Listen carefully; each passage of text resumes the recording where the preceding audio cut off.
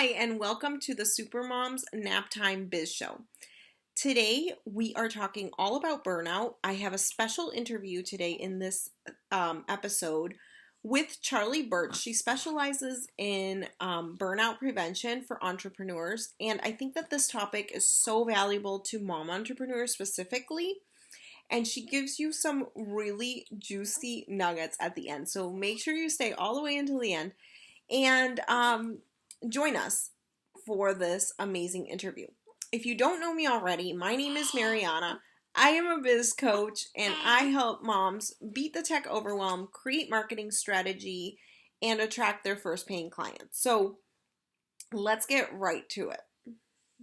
So I would love to hear your story, how you got into this, and then we can go into some actionable tips. Sure.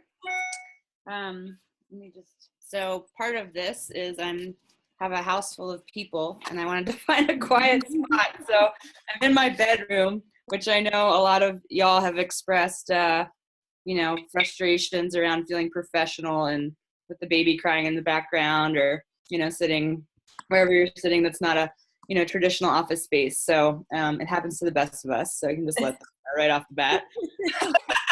Lead by example. But my story is, I shared a little bit with the group about my mother's story of burning out as a mom entrepreneur the first day of last week. And, like all families, kids tend not to fall too far from the tree. And I myself quickly followed in both my parents' footsteps. I would say both my parents are, diagnosably workaholics. They've been retired for a long time, but never really seemed to stop having a million things to do. And when I was in high school, just to kind of paint a picture, I think it really kind of took off when I was in high school, this workaholic behavior. And I was captain of the dance team. I was editor of the yearbook. I was, valedictorian of my class. I was out of the house at 5:30 in the morning and didn't get home most nights until about 10, at which point I ate dinner, did my laundry, and did my homework all night, and maybe got like 2 or 3 hours of sleep. And my freshman year, that worked okay. And then my sophomore year, I started having really bad problems with my back, a lot of back pain.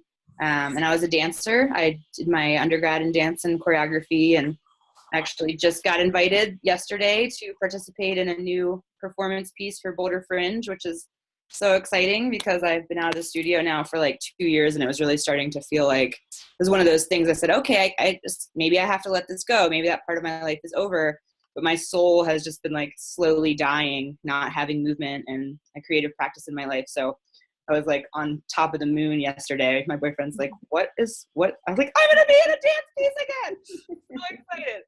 So, I was dancing, and a lot of my doctors thought, okay, well, maybe your core muscles aren't as strong as they could be, or, maybe you need to work on, your posture, and people really wanted it to be this anatomical thing.